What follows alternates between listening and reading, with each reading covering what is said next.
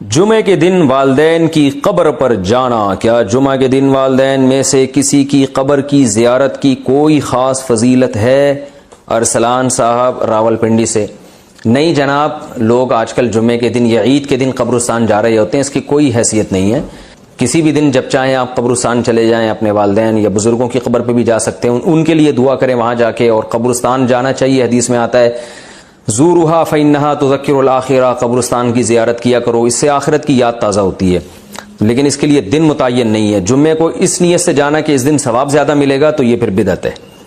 والد کی وفات کے بعد روزانہ قبرستان جانا۔ میرے والد کے انتقال کو 8 مہینے ہو گئے ہیں، میں روزانہ قبرستان جاتا ہوں، وہاں جا کر سورہ یاسین وغیرہ پڑھتا ہوں، تو کیا روزانہ وہاں جانا بدعت ہے؟ بہت سے لوگ اس سے روکتے بھی ہیں۔ یونس صاحب انڈیا سے۔ دیکھیں، سورہ یاسین پڑھنے کے لیے جانا تو بدعت ہے۔ سورہ یاسین تو کہیں سے بھی پڑھی جا سکتی ہے، یہاں بھی پڑھی جا سکتی ہے، وہاں بھی پڑھی جا سکتی ہے۔ آپ اگر صرف زیارت کے لیے جاتے ہیں تو 2 زیارتیں ہو سکتی ہیں۔ ایک تو قبرستان کی زیارت کے لیے جانا، وہ تو نبی صلی اللہ علیہ وسلم نے حکم دیا، فرمایا زورھا فإنھا تذکر الآخرہ، قبرستان کی زیارت کیا کرو، اس سے آخرت کی یاد تازہ ہوتی ہے۔ تو جتنی زیادہ زیارت کریں آپ، روزانہ جائیں، روزانہ آخرت قبر کو یاد کرنے کے لیے تو روز جانا بھی فضیلت ہے۔ اس میں کوئی ممانعت کی کوئی دلیل نہیں ہے، کیونکہ جب نبی نے حکم دے دیا تو ہر آدمی اپنی استطاعت کے بقدر جا سکتا ہے۔ دوسرا مسئلہ ہے اسپیشل والد کی قبر کے لیے جانا، تو اس کا بھی حدیث سے ہمیں ثبوت ملتا ہے۔ نبی صلی اللہ علیہ وسلم نے اللہ سے اجازت مانگی کہ اپنی والدہ کی قبر کی آپ کو اجازت دی جائے، ان کی زیارت کی، تو اللہ نے اجازت دے دی۔ تو والدہ سے محبت تھی، اسی وجہ سے رسول اللہ صلی اللہ علیہ وسلم اپنی والدہ کی قبر کی زیارت کے لیے گئے۔ تو انسان کو جس سے محبت ہوتی ہے، ظاہر ہے اس کی ہر چیز سے محبت ہوتی ہے۔ تو والد سے اگر آپ کو محبت ہے تو ان کی قبر کی زیارت کا دل چاہتا ہے انسان کا، میں جا کے اپنے والد کی قبر کی زیارت کروں۔ لیکن اسپیشل دعا مانگنا کے لیے جانا یا تلاوت کے لیے جانا، اس میں جانے کی ضرورت نہیں ہے۔ وہ دعا ہر جگہ سے قبول ہوتی ہے، ایصال ثواب ہر جگہ سے ہوتا ہے، تو اس نیت سے آپ نہ جائیں۔ ہاں، جانے کے بعد آپ وہاں دعا کریں یا کچھ تلاوت کر لیں تو وہ جائز ہے۔ ایک ہے گئے اور آپ کو خیال آیا کہ خاموش بیٹھنے سے بہتر ہے کہ میں اپنے والد کے لیے دعا کروں، تو یہ بہت اچھی بات ہے۔ لیکن یہ سمجھنا کہ وہیں جا کے تلاوت کروں گا تو زیادہ فائدہ ہوگا، وہیں جا کے دعا مانگوں گا، تو ٹھیک ہے، وہاں جا کے دعا مانگنے میں ذرا استحضار زیادہ ہوتا ہے، اس لحاظ سے تو بہرحال فائدے کی چیز ہے، لیکن ایسی چیزیں آہستہ آہستہ بدعت بن جاتی ہیں۔ تو اس لیے آپ روزانہ والد صاحب کی قبر کی زیارت کریں تو کوئی گناہ نہیں ہے، لیکن اس زیارت کی بیس والد صاحب سے محبت ہونی چاہیے۔ پھر وہاں جا کے فضول بیٹھنے کے بجائے آپ سورہ یاسین پڑھ لیں یا دعا مانگ لیں والد صاحب کے لیے، تو یہ بھی ایک ثواب کا عمل ہے، اس کے بھی ناجائز ہونے کی کوئی دلیل نہیں ہے۔ لیکن یہ کانسیپٹ کہ یہاں سے ثواب پہنچاؤں گا تو کم پہنچے گا، وہاں جا کے یاسین پڑھوں گا تو زیادہ ثواب ملے گا، یہ تصور 100% غلط ہے۔ قبرستان میں ہاتھ اٹھا کر دعا کرنا، کیا قبرستان میں ہاتھ اٹھا کر دعا کر سکتے ہیں؟ کر سکتے ہیں، ناجائز ہونے کی کوئی دلیل نہیں ہے۔ البتہ جہاں یہ خطرہ ہو، شرک کا وہم ہو، جیسے کوئی مزار ہے یا ایسا قبرستان ہے جہاں لوگ مردوں سے دعائیں مانگتے ہیں، وہاں آپ بھی ہاتھ اٹھا کے دعا مانگو گے تو یہ وہم ہو سکتا ہے کہ آپ بھی قبر سے مانگ رہے ہو۔ تو ایسی وہم والی جگہوں پہ بہتر یہی ہے کہ ہاتھ اٹھا کے دعا نہ مانگی جائے، تاکہ شرک کا دروازہ نہ کھلے اور لوگ آپ کے بارے میں بدگمان نہ ہو۔ لیکن جہاں ایسا نہیں ہے، جیسے سعودی عرب میں تو اس کا تصور نہیں ہے کوئی قبر سے مانگ رہا ہو، تو وہاں اللہ کا فضل ہے کہ یہ قبر پرستی نہیں ہے وہاں، جیسے ہمارے انڈیا پاکستان میں جو بدعتیوں نے شروع کی ہوئی ہے۔ سعودی عرب میں تصور نہیں ہے۔ اب وہاں اگر کوئی ہاتھ اٹھا کے دعا مانگ رہا ہے تو کوئی وہم بھی نہیں کر سکتا کہ قبر سے مانگ رہا ہے، لیکن بہرحال ذرا سا بھی وہم کا اندیشہ ہو کہ قبر سے تو نہیں مانگ رہا، تو پھر ہاتھ اٹھا کے دعا نہیں مانگنی چاہیے۔ میرا معمول یہ ہے کہ میں جب قبر پہ دعا مانگتا ہوں تو ہاتھ جب اٹھاتا ہوں تو رخ قبلے کی طرف کر لیتا ہوں، اس میں یہ فائدہ ہوتا ہے کہ یہ وہم ہی ختم ہو جاتا ہے۔ تو آپ کا رخ قبر کی طرف ہو اور پھر قبلے کی طرف ہو، تو صاحب قبر کے لیے آپ دعا مانگ لیں، تو یہ کوئی حرج نہیں ہے اس میں۔ جنازے کے سامنے قرآن پڑھنے کی حقیقت، جنازے کے سامنے جو لوگ قرآن پڑھتے ہیں یا سورہ یاسین پڑھتے ہیں، کیا یہ عمل حدیث سے ثابت ہے یا بدعت ہے؟ عبدالصمد صاحب نے انڈیا سے پوچھا ہے۔ جنازے کے سامنے اسپیشل جنازے کی وجہ سے قرآن پڑھنا یا سورہ یاسین پڑھنا، میرے علم میں ایسی کوئی حدیث نہیں ہے، تو اور جب تک جنازے کو نہلایا نہ گیا ہو تو اس کے سامنے تلاوت کرنے کو فقہاء نے غلط لکھا ہے، ناجائز لکھا ہے۔ تو جب تک جنازے کو نہلایا نہ جائے تو پھر نہلانے کے بعد آپ اس کے سامنے قرآن پڑھ سکتے ہیں، لیکن کوئی سنت عمل نہیں ہے۔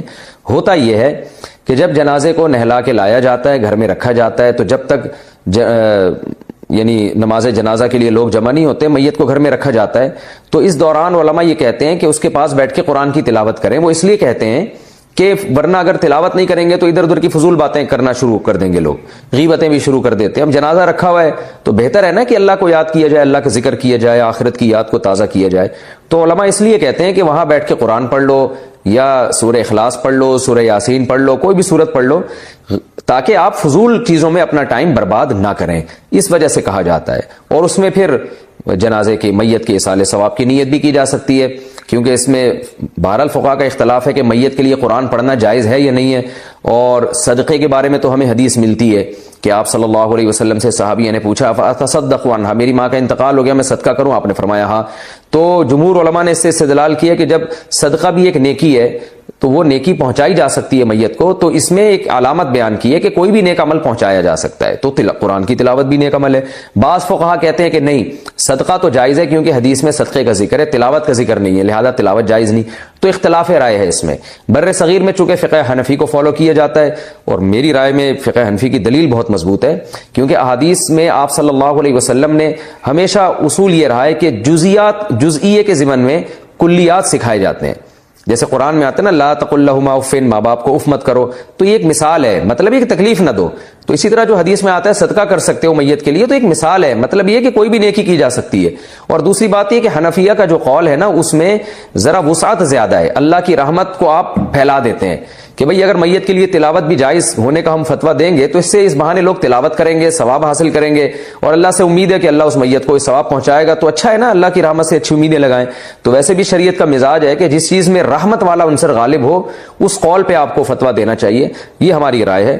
اگر کوئی اس سے اختلاف کرتا ہے تو وہ اس کا اپنا مسئلہ ہے۔ تو اس لیے جنازے کے پاس قرآن پڑھنا الگ سے کوئی اس کی فضیلت ہمارے علم میں نہیں ہے حدیث میں، لیکن کہا اس لیے جاتا ہے کہ وہاں بیٹھ کے ادھر ادھر کی باتیں کرنے سے بہتر ہے کہ آپ قرآن پڑھ لیں۔ البتہ قرآن خوانی میت کے لیے یہ جائز نہیں ہے، کیونکہ قرآن خوانی کو کہتے ہیں کہ لوگوں کو قرآن پڑھنے کے لیے جمع کرنا۔ تو قرآن پڑھنے کے لیے جو جمع ہے نا، تو اجتماعی عمل کے لیے ثبوت ضروری ہے، یہ خوب ذہن میں رکھیں۔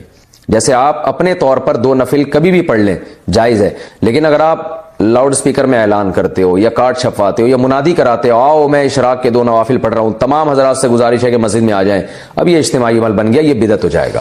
تو اجتماع کے لیے آپ کو دلیل کی ضرورت ہے، اس لیے علماء کہتے ہیں کہ اجتماعی قرآن خوانی یہ بدعت عمل ہے، کیونکہ یہ ایصال ثواب کے لیے آپ ایک عبادت کر رہے ہیں، اور اجتماعی سطح پہ تو ہمیں نہیں ملتا کہ صحابہ کرام میں کہیں کسی نے کبھی اجتماع کیا ہو۔ حضرت ابو بکر کا انتقال ہوا، کہیں نہیں ملتا کہ حضرت عمر نے تمبو لگایا ہو اور سب لوگوں کو جمع کر کے ان کی قرآن خوانی کی ہو۔ حضرت عمر کی شہادت ہوئی تو کہیں نہیں ملتا کہ حضرت عثمان نے ان کے لیے قرآن خوانی کی ہو، یہ ثابت نہیں ہے، اور اس پر علماء کے فتاوی بھی موجود ہیں۔ البتہ برکت کے لیے قرآن خوانی ایک الگ چیز ہے، برکت کے لیے یعنی مکان دکان کی برکت میں جو قرآن خوانی ہے وہ عبادت نہیں ہے، وہ از قبیل رقیہ ہے، رقیہ دم، تو اس کے لیے ثبوت کی ضرورت نہیں ہے۔ لیکن بہرحال بعض علماء اس کو بھی بدعت اس لیے کہتے ہیں، بدعت تو نہیں یعنی بدعت کی تائید کا ذریعہ بنتی ہے، تو بعض علماء کہتے ہیں کہ اس زمانے میں برکت کے لیے بھی قرآن خوانی نہیں کرنی چاہیے، بلکہ برکت کے لیے گھر کے اپنے لوگ مل کے قرآن پڑھ لیں یا نماز پڑھ لیں یا دعا مانگ لیں۔ لیکن بہرحال اگر کوئی برکت کے لیے قرآن خوانی کرواتا بھی ہے تو اس کی بہرحال گنجائش موجود ہے، احتیاط اسی میں ہے کہ اس کو ترک کیا جائے، کیونکہ لوگ ایصال ثواب اور برکت والی قرآن خوانی میں فرق محسوس نہیں کرتے، تو وہ دونوں کو ایک ہی سمجھتے ہیں، اس سے پھر بدعت کی تائید ہوتی ہے۔ ڈرامہ دیکھنا جائز ہے کیا؟ نہیں بھائی، ڈراموں میں بے حیائی سکھائی جا رہی ہے اور ٹائم ویسٹنگ ہے، کچھ بھی نہیں۔ قرآن مجید میں اللہ کا ارشاد ہے والذین هم عن اللغو معرضون، ایمان والے لغویات سے اعراض کرتے ہیں، اخلاق تباہ ہو رہے ہیں لوگوں کے، اس سے خواتین کے اخلاق تباہ ہو رہے ہیں۔ لوگ کہتے ہیں ان میں بڑے اچھے اچھے اسباق دیے جاتے ہیں ڈرامے میں، دیکھیں جو جھوٹ سچ میں ملا کے بولا جائے نا، وہ جھوٹ بہت خطرناک ہوتا ہے، کیونکہ اس سچ کی وجہ سے لوگ اس جھوٹ کو بھی سچ سمجھنا شروع کر دیتے ہیں۔ تو بعض دفعہ جو پیغام دیا جا رہا ہوتا ہے غلط ہوتا ہے، لیکن اس غلط پیغام میں کچھ اچھی اچھی چیزیں بھی ڈال دی جاتی ہیں، تو اس اچھی چیز کی وجہ سے لوگ اس غلط کو بھی ایکسیپٹ کر لیتے ہیں۔ تو ڈراموں فلموں میں عام طور پہ یہی ہوتا ہے کہ جو مین میسج دیا جا رہا ہوتا ہے نا، جو سوسائٹی کو تباہی کی طرف لے جا رہا ہوتا ہے، اب دکھایا جا رہا ہوتا ہے بھابھی کا دیور سے چکر چل رہا ہے، جیٹھ سے چکر چل رہا ہے، سالیوں سے شوہر کا چکر چل رہا ہے، یہ کیا عورتیں جب دیکھیں گی تو وہ کہیں گی یار ان کا چکر چل سکتا تو ہمارے کیوں نہیں چل سکتا۔ مر جب دیکھے گا تو کہے گا یار وہ اپنی سالی پہ لٹو ہو گیا تو میری تو سالی اس خشک سالی کا شکار ہی نہیں ہے، وہ تو ہری بھری سالی ہے، تو جب وہ خشک سالی پہ مر سکتا ہے تو ہم ہری بھری سالی پہ کیوں نہیں مر سکتے۔ تو یہ ساری چیزیں لوگ دیکھ دیکھ کے پاگل ہو رہے ہیں، اور جو حالات چل رہے ہیں آپ کے سامنے ہی ہیں، تو یہ چھوڑ دیں یہ چیزیں، اپنے آخرت کی فکر کریں، تلاوت میں ان چیزوں میں ٹائم لگائیں، اور دیکھنا ہی ہے تو کوئی تاریخی چیزیں پڑھیں، ان کی تاریخی کہانیاں پڑھیں، تو نالج میں اضافہ ہوگا آپ کی۔ घूमने फिरने चले जाएं जब इंटरटेनमेंट के लिए। पाकिस्तान में कितनी जगह है घूमने फिरने की कि यार आज बहुत सारे काम करने थे मगर आज भी रह गए। हम हैरान हो रहे हैं, आप 2-2, 3-3, 4-4 घंटे कैसे टीवी के सामने बैठ जाते हो? टाइम कहां से आ रहा है आपके पास? इतना टाइम होना इसकी अलामत है आपका दुनिया में कोई विजन है ही नहीं। जिसका कोई हदफ होता है उसके पास इतना टाइम नहीं होता। तो ये जो ड्रामा फिल्मों में टाइम जाया किया जा रहा है ना, खुदा की कसम मौत के वक्त हसरत का सबब बनेगा। मौत के वक्त अल्लाह ने जिंदगी सिर्फ एक दफा दी है। कुरान के अल्फाज देखो कि मौत के वक्त अगर तुम सारी दुनिया की सारी दौलत खर्च करके भी टाइम वापस लेना चाहोगे ना, ला यस्तखिरून साअतन वला यस्तक़दिमून, अल्लाह फरमाते 1 मिनट तो दूर की बात, 1 मिनट के 1 करोड़ हिस्से कर लो ना, वो भी नहीं मिलेगा। अभी बहुत टाइम दिया अल्लाह ने, अभी बहुत टाइम दिया है। चाहो तो ड्रामों में जाया कर दो, फिल्मों में जाया कर दो, सारा दिन टीवी के सामने बैठ के क्रिकेट के मैच देख के तालियां बजाते रहो, फलाने ये छक्का मारा, फलाने चौका मारा। अभी बहुत टाइम है, लाइफ को खुदा की कसम जितना एंजॉय कर रहे हो 10 से ज़रब देके इससे ज्यादा एंजॉय करो। लेकिन जब मौत का वक्त आएगा तो ये सारे मजे किरकिरे हो जाएंगे। ये गैर मुस्लिमों के काम है, जिनका आखिरत पे यकीन नहीं है, उन पे ये चीजें सूट करती है। उनको मरना नहीं है ना, उनका तो ख्याल है मर जाएंगे तो खत्म हो जाएंगे, उनका ये कॉन्सेप्ट है। तो कहते हैं जिंदगी में जितना जल्दी जल्दी एंजॉय कर सकते हो करो। जिसका आखिरत पे यकीन है उसका कोई हदफ होता है कि मुझे एक जिंदगी मिली है, दोबारा ये जिंदगी नहीं। ये हिंदुओं का नजरिया है कि 7 जन्म होते हैं, इस्लाम कहते हैं एक ही जन्म है, उसके बाद कयामत आ जाएगी, दोबारा कोई जन्म नहीं मिलेगा। तो अपने वक्तों को बर्बाद मत करें, एंजॉय करें, ऐसी चीजों को एंजॉय करें जिससे मुआशरे में तरक्की होती है। ओ भाई जॉगिंग कर लिया करो, स्विमिंग कर लिया करो, फुटबॉल खेल लिया करो, थोड़ा सा वर्जिश हो जाएगी, कोलेस्ट्रॉल कम हो जाएगा, फायदा भी होगा, एंजॉय भी होगा। ड्रामे से क्या एंजॉय कर रहे हो भाई तुम बैठ के? रो क्यों रहे हो ड्रामा देख के? वो तुम्हारा क्या लगता है जिसके साथ ये हो गया, रो रहे बैठ के जैसे पता नहीं क्या हो गया। देखो इंसान के जो आसाब है ना, आसाब, इनमें अल्लाह ने महदूद सलाहियतें दी हैं। मैंने एक अंग्रेज नफ्सियाती डॉक्टर था, उसकी एक तहरीर खुद पढ़ी थी, काश मैं उसको महफूज कर लेता तो आपको आज मैं वो तहरीर दिखाता।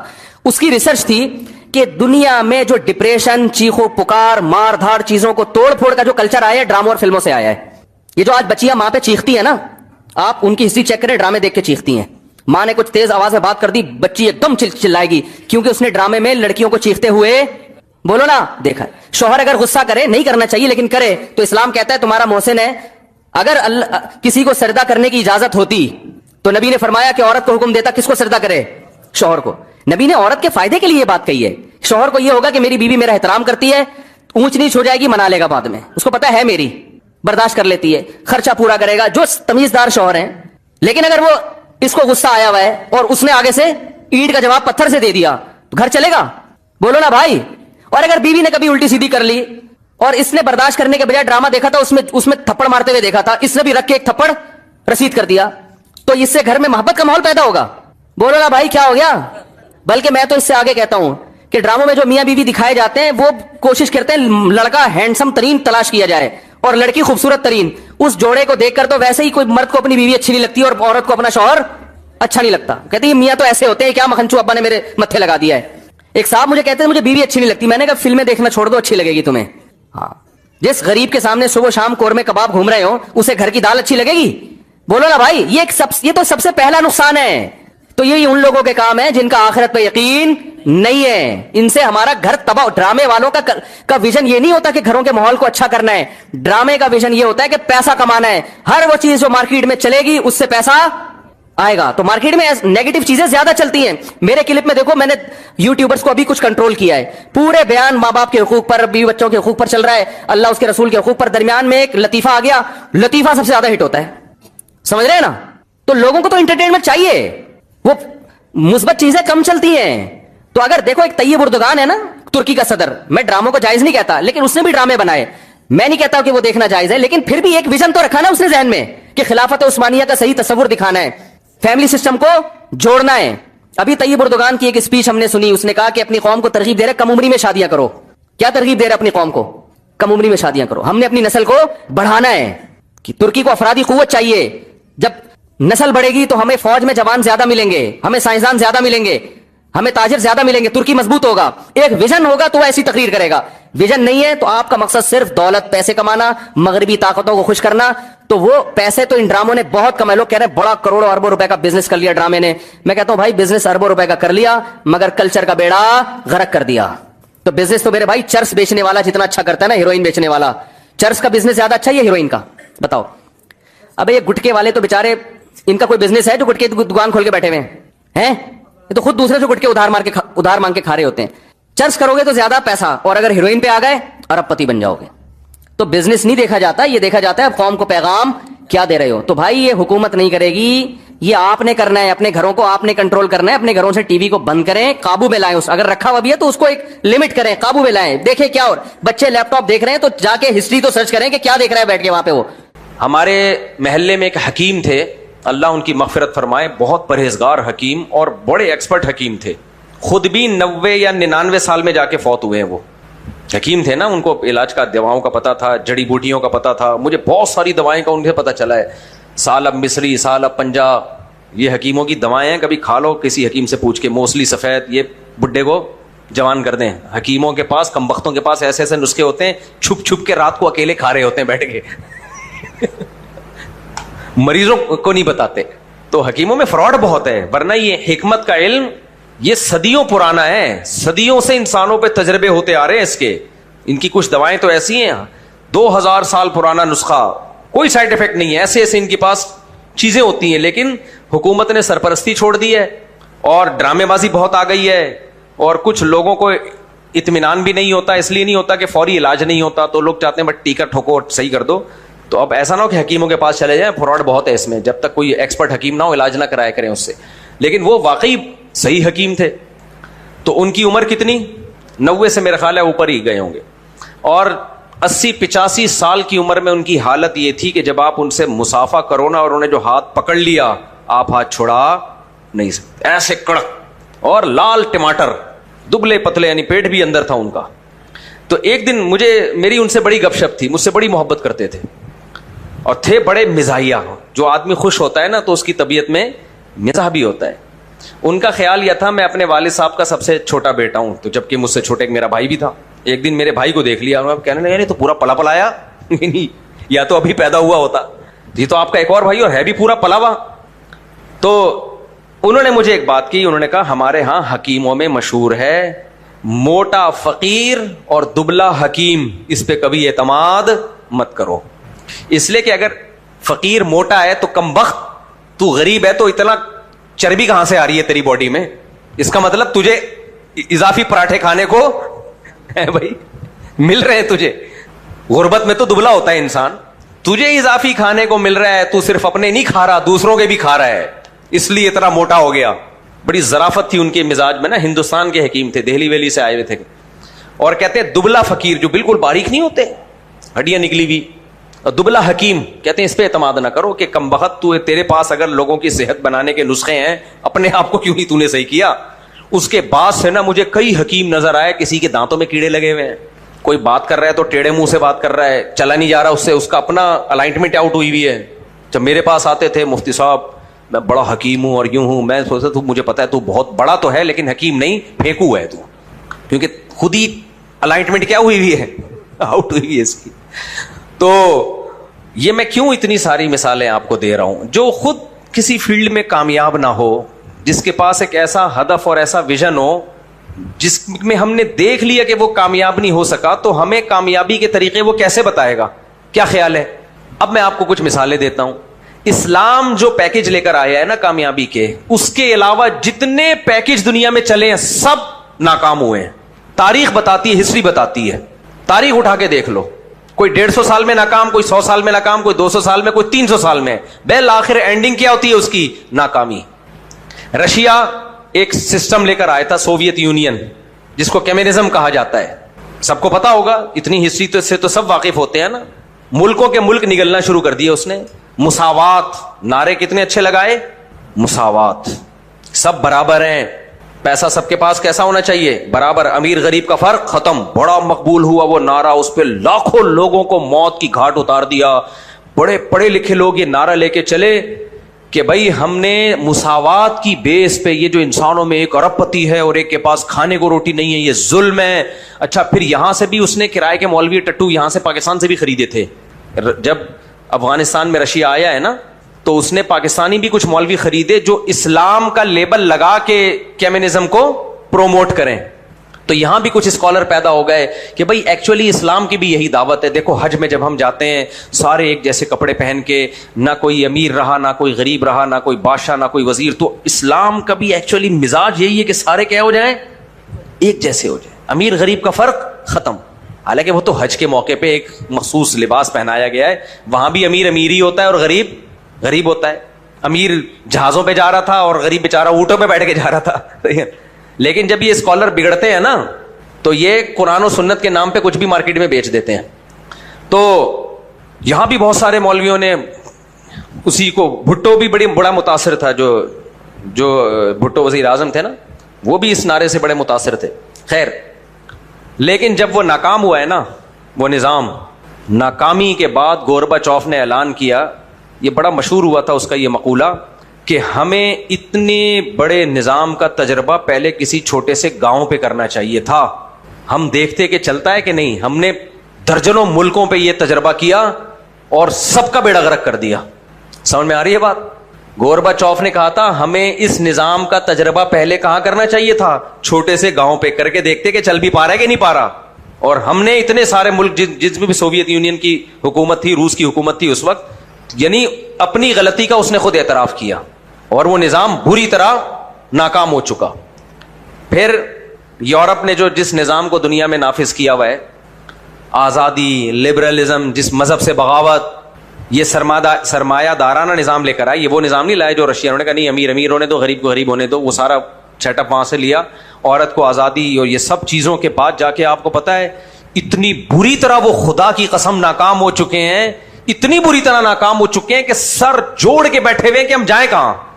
یہ جو آپ کو میڈیا پہ دکھایا جا رہا ہے یہ کچھ اور ہے.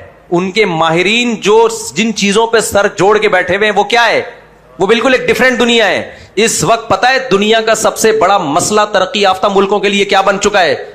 آپ کو پتا ہے کیا بن چکا ہے؟ کہتے ہیں کہ پہلی جنگ عظیم, دوسری جنگ عظیم اور کووڈ کرونا سے اتنے لوگ مر کے نسل کو نقصان نہیں ہوا ہے جتنا ہم نے گروتھ ریشو ختم کر کے اپنی قوموں کو فنا کی طرف لے کے چلے گئے ہیں. یہ سب سے بڑا مسئلہ بن چکا ہے. میں بھی انشاءاللہ کوشش کر رہا ہوں اس پہ ایک باقاعدہ پراپر ڈاکومنٹری بنا کے لوگوں کے سامنے ثبوت کے ساتھ لے کر آؤں, ریفرنسز کے ساتھ. انہوں نے کیا کیا, انہوں نے کہا یہ شادی بیاہ اور یہ سب اولاد یہ مذہبی لوگوں کی باتیں ہیں. بھائی آزادی ہے, تمہاری مرضی, بچہ پیدا کرنا ہے کرو, نہیں پیدا کرنا ہے کہ نہیں کرو, عورت چڈی پہنے, بنیان پہنے, کچھ پہنے نہ پہنے, آزادی. یہ ایک سسٹم لے کر آئے نا عیسائیت سے بغاوت کے نتیجے میں. انہوں نے بولا بھائی مذہب کو نکالو سوسائٹی سے, یہ بہت تجربے ہو گئے, بہت مذہبی لوگوں نے بہت الو بنایا. اس طرح کی باتیں کرتے تھے وہ. آپ 400-500 سال پہلے یورپ کی ہسٹری دیکھ لیں, اس میں یہی ہے کہ یار یہ مذہب کو کیا کرو, سوسائٹی سے نکالو. ان کے بڑے بڑے مفکرین نے کتابیں لکھی, لوگوں کو ایک مائنڈ بنایا. اس مائنڈ کا رزلٹ کیا نکلا ہے؟ قوم کو ترقی دلانے کے لیے جو سیٹ اپ دیا تھا وہ سیٹ اپ قوم ہی کو نکل گیا. نہیں سمجھ میں آ رہی؟ بہت مشکل ہے. وہ سیٹ اپ نے کیا کیا؟ قوم کو نگل گیا. ہماری جو اگلی نسلیں جرمنی میں, اٹلی میں, فرانس میں جب جائیں گی نا تو جرمن نظر نہیں آئیں گے, پٹھان, پنجابی, مہاجر, بنگالی یہ نظر آئیں گے وہاں پہ ان کو. یہ میں 100% سے بھی مسجد میں بیٹھ کے آپ کو میں رپورٹ پیش کر رہا ہوں. ہو سکتا ہے اگلی نہ ہو, اگلی نسل میں ہو جائے. 2-4 نسلوں کے بعد جرمنی گیا, ملک ہوگا جرمن, اس کو کہا جائے گا جرمنی, زبان بھی جرمن ہوگی, لوگ میں اور آپ ہوں گے. نہیں آئی میرا خیال ہے بات. قوم کو کھا گیا یہ نظام. اس سے بڑی, اتنی بڑی ناکامی تو دنیا میں کسی قوم کو اب تک ہوئی نہیں ہے. جو کسی بھی قوم کے گروتھ ریشو کو مینٹین رکھنے کے لیے جو فرٹیلٹی ریٹ ہے نا وہ 2.1 ہے. کتنا ہے؟ مردان یونیورسٹی میں ہمارے ایک جاننے والے ہیں, ان کی بڑی زبردست ریسرچ ہے. میں نے ان سے کہا تھا کہ آپ آئیں تو ہم یہ ریسرچ پوری ریفرنسز کے ساتھ ایک پوڈ کاسٹ میں شیئر کریں گے. تو اس پہ میں انشاءاللہ ایک پریزنٹیشن دوں گا تاکہ ابھی ہمارے جو مسلم لیگ کے نہیں ہے, ابھی اسمبلی میں ان کا بیان آیا کہ پاکستان کی آبادی بہت تیزی سے بڑھ رہی ہے, اس کو روکو, پاگل ہو گئے ہیں یہ دواخارے, ان کو پتہ نہیں دنیا میں ہو کیا رہا ہے. دنیا میں ہو کیا رہا ہے؟ دنیا ہمیں جو کم کرنے کی فکر میں لگی ہوئی ہے وہ اس لیے نہیں کہ دنیا کی آبادی بڑھ رہی ہے, اس لیے کہ ہم گھٹ رہے ہیں, یہ کمبخت پھیلے جا رہے ہیں, یہ جاہل ہو کے ہم پہ حکومت کریں گے اور ہماری ساری ٹیکنالوجی کی ایسی کی تیسی ہو گئی ہے. یہ سب ہر جگہ تو یہ قابض ہو جائیں گے. سائنسدان بھی ان کے ہوں گے. ناسا میں راکٹ میں ہمارے سائنٹسٹ جائیں گے. گوروں کا پروگرام بڑھ گیا. صحیح ہے. ابھی آپ کو یہ باتیں عجیب لگ رہی ہیں لیکن 4-5 نسلوں کے بعد آپ کو عجیب نہیں لگیں گی.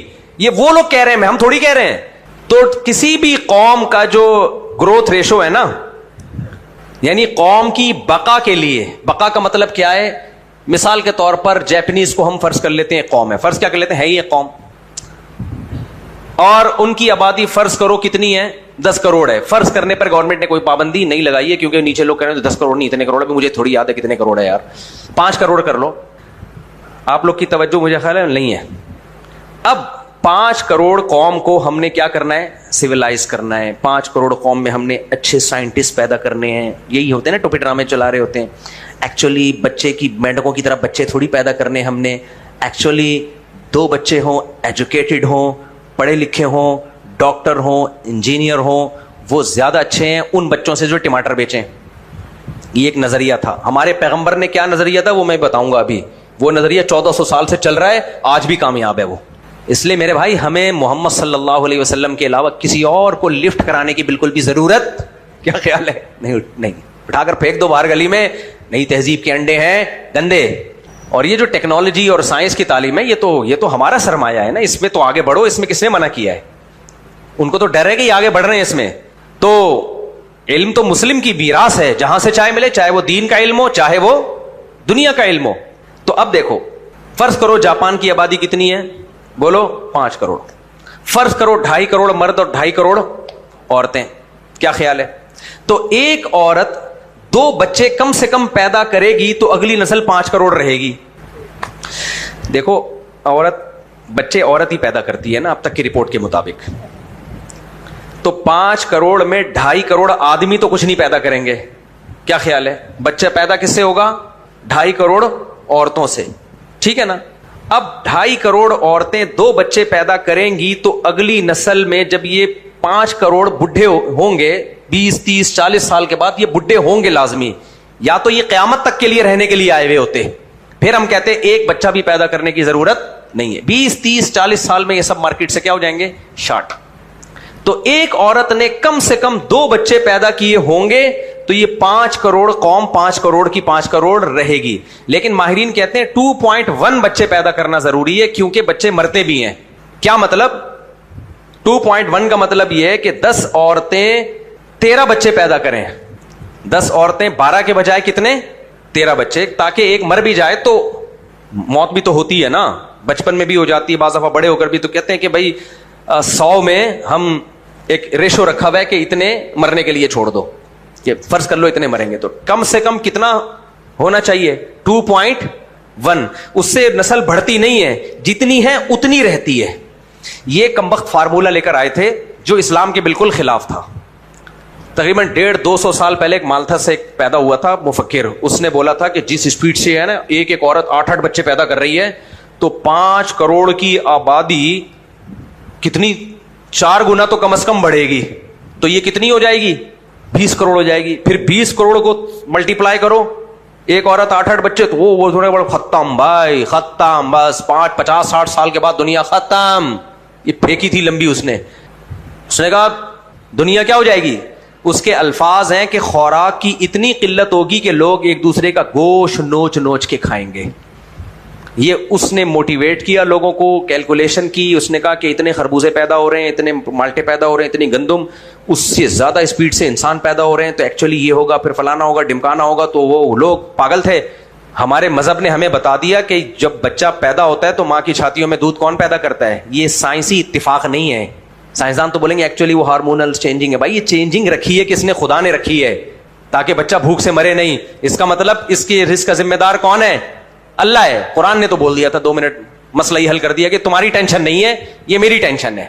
اور قرآن نے ہمیں یہ بھی بتا دیا تھا وَقَدَّرَ فِيهَا أَقْوَاتَهَا فِي 4 أَيَّامٍ. اللہ کہتے ہیں زمین کو بنانے سے پہلے, زمین بننے کے بعد 4 دن. اب وہ 4 دن یہ دنیا کے تھے, یہ اللہ والے 4 دن تھے. 4 ارب سال بھی ہو سکتے ہیں, 4 کروڑ سال بھی ہو سکتے ہیں. میں نے 4 دن تو صرف یہ کیا ہے کہ جو انسان اس میں پیدا ہوں گے ان کی خوراک کے ذخیرے میں نے اسٹور کیے ہیں. اس میں نہیں آئی بات. اب اللہ ایسے اسٹور نہیں کرتا کہ گندم کی بوریاں لے کے گوداموں میں ڈال دے. وہ اسٹور کا مطلب ایسی چیزیں زمین میں ڈال دیں کہ قیامت تک آنے والا آخری انسان بھی دبا کے پھوڑ پھاڑ سکے یا کھا سکے. اس میں ڈیزل بھی تھا, اس میں پیٹرول بھی تھا, اس میں سب کچھ. اللہ کہتے ہیں پہلے میں نے انسانوں کی خوراک کا بندوبست کیا ہے.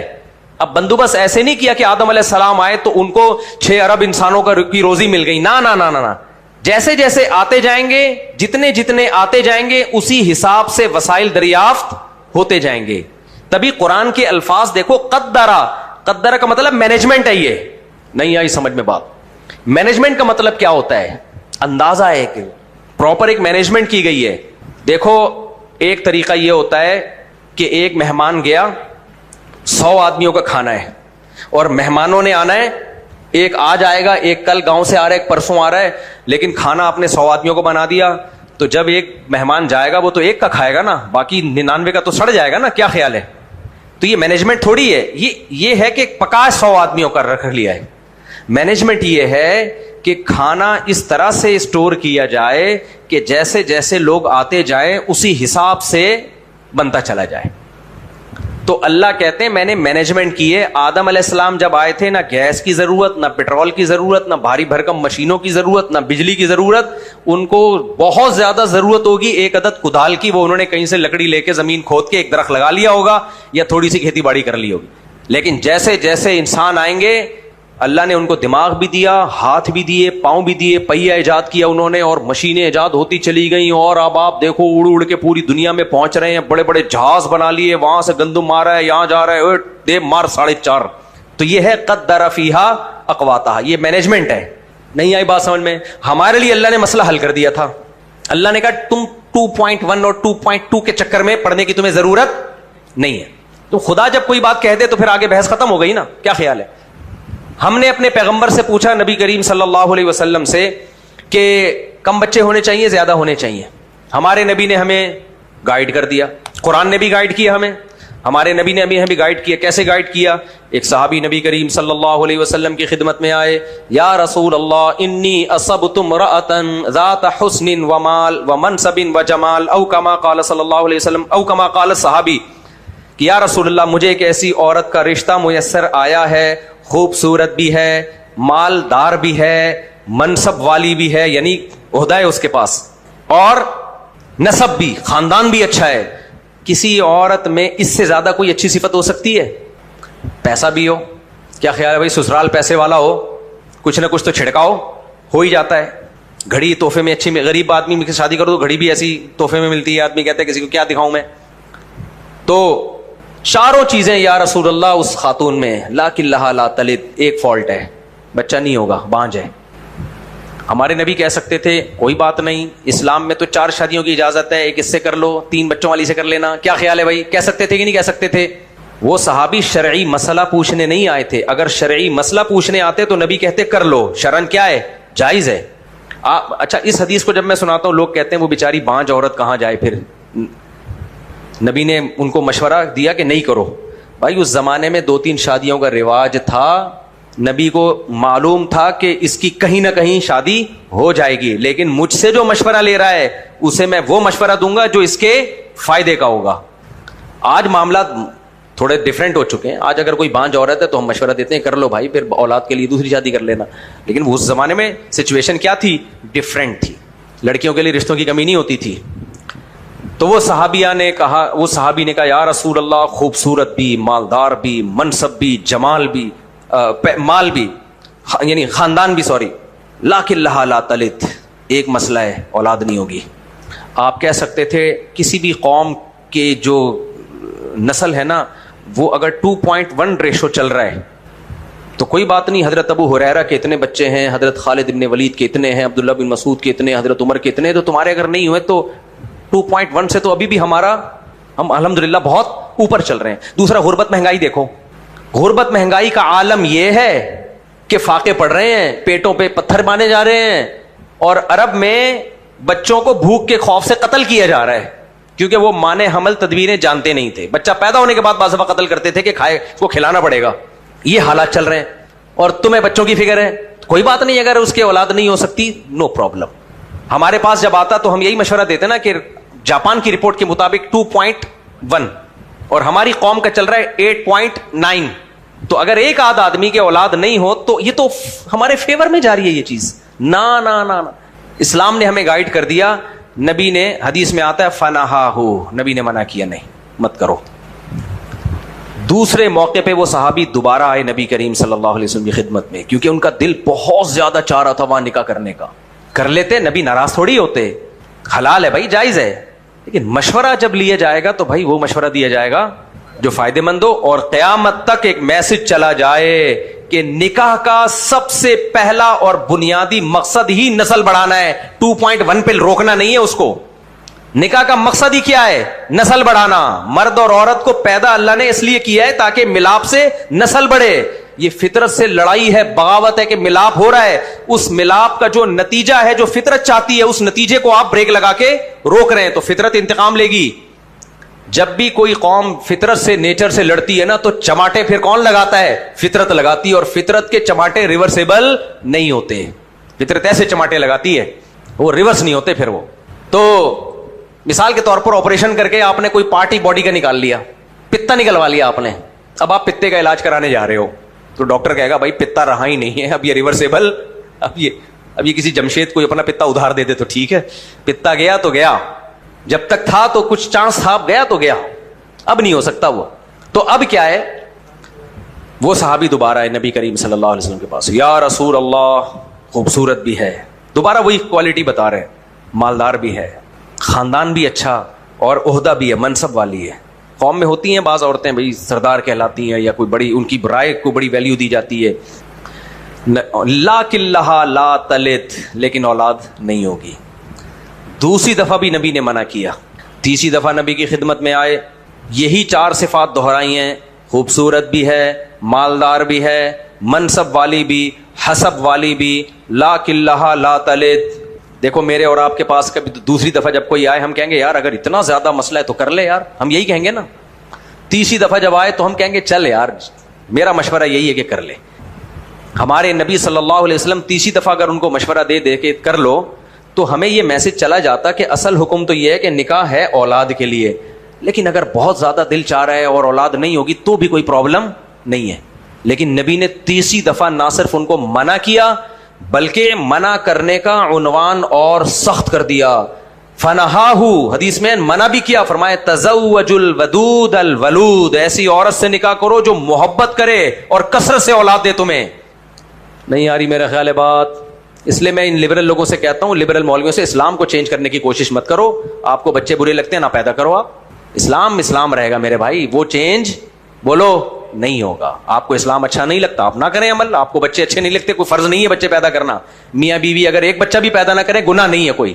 میوچل انڈرسٹینڈنگ سے اگر کہیں ایکچولی بیگم ہمارے ایکچولی ابھی تو ہماری لائف اسٹارٹ ہوئی ہے, ایکچولی ابھی بچوں کی بکھیڑ ہوئی, یہ چل رہا ہوتا ہے ٹروپی ڈراموں میں نا. ٹوپی ڈرامے جو بڑے بڑے لوگ ہوتے ہیں نا, ان کے ایکچولی ابھی تو انجوائے کرنا ہے بچہ. بھائی بچہ ہی تو لائف کو انجوائے کرائے گا کم بختو. جس گھر میں بچے نہیں ہیں, لائف کی انجوائمنٹ کی ایسی کی میاں بیوی لوگ فلمیں دیکھ کے 3 گھنٹے دیکھ کے بند کر دیتے ہیں, بس کر یار. تو میاں بیوی ایک دوسرے کو 6 مہینے دیکھ کے 3 گھنٹے میں کوئی بہت ہی اٹریکٹیو فلم ہو. ہمارے زمانے میں 3 گھنٹے کی فلمیں آتی تھی, اب مجھے نہیں پتا کتنے گھنٹے کی آتی ہیں. 3 گھنٹے آپ گئے سینما گھر میں, یا VCR لگا کے پہلے دیکھتے تھے نا لوگ, فلمیں دیکھتے تھے. 3 گھنٹے کے بعد کھوپڑی آؤٹ ہوگی کہ نہیں ہوگی, چاہے کتنی اچھی فلم ہو, کتنی خوبصورت ہیروئن, کتنا ہینڈسم ہیرو, کتنی اچھی کہانی. 3 گھنٹے کے بعد کہتے ہیں بس کافی ہو گیا. 6 گھنٹے کی فلم آئے گی میرا خیال ہے لوگ. تو کیا میاں بیوی ایک دوسرے کو فلم سے بھی زیادہ خوبصورت سمجھتے ہیں؟ 3 سال سے دیکھ رہے ہیں ایک دوسرے کو, تو لڑیں گے نہیں ہے؟